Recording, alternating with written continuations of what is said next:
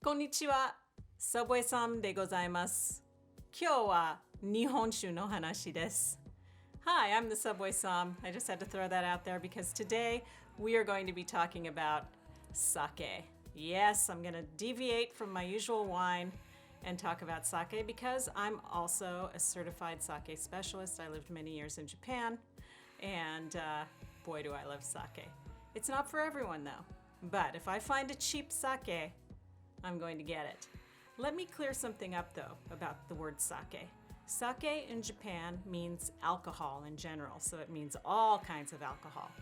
What we call sake is what they call nihonshu. So nihonshu is rice wine, basically. And that's what sake is, rice wine. And this particular one I found at Rayleigh's for a whopping $4.99. And it's in a can, which is great because it's got a little top. You can peel it back. You can drink whatever you want, put it back in the fridge, and drink it the whole week long. So that's the beautiful thing about sake. Put it in the fridge. You can still drink it within the week, but you don't want to keep sake on your shelf for over a year. So you want to kind of drink it within a year. So this particular one is called a Ginjo Genshu. So I'm going to make a whole different video about sake and the different levels, but just to kind of tidy this up for this one, Ginjo is the amount of polishing that they've done on the rice. So it's about 60% left. They like to polish off the fat and the proteins so that you have the starchy bit to make the wine, but also the fat and the protein adds too many off-putting flavors that people don't like, so they like to get rid of that. And Genshu means it's undiluted. So when all is said and done, sake is naturally the highest alcohol beverage out there. So it's anywhere from 19 to 21% alcohol. So most sake is diluted to get it down to 15 or 16%. But Genshu, which what this is undiluted. So they basically keep it at the 21% or the 20%. This particular one happens to be 18%, so that means they did a small amount of dilution, probably 1%, to get it under that 19 that is the lowest point there. So let's try this. We're not going to use a wine glass. We're definitely not going to heat this up. But I have a special sake glass here. I got this in Japan. It's hand-blown glass, really nice with the blue there. Perfectly fancy for this canned sake here.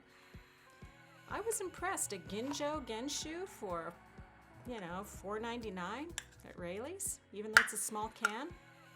It's a pretty good price. So we just whip that off like that.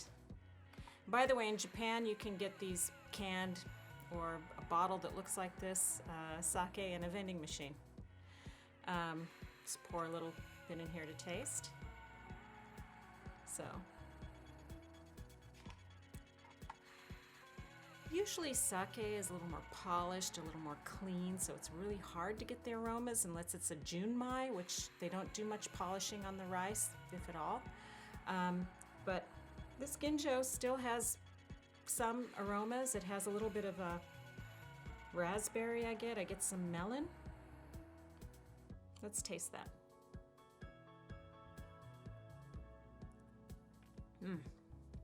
Smooth, very nice, some flavor. Wow, I really love this. I like to have this kind of sake with yakitori, those kind of Japanese foods. Of course, sushi, we like to have something like that. I would do a higher version, like a dai ginjo would be better. That's the highest version sake you can get. It has the most polishing on the rice, so it's a lot more refined.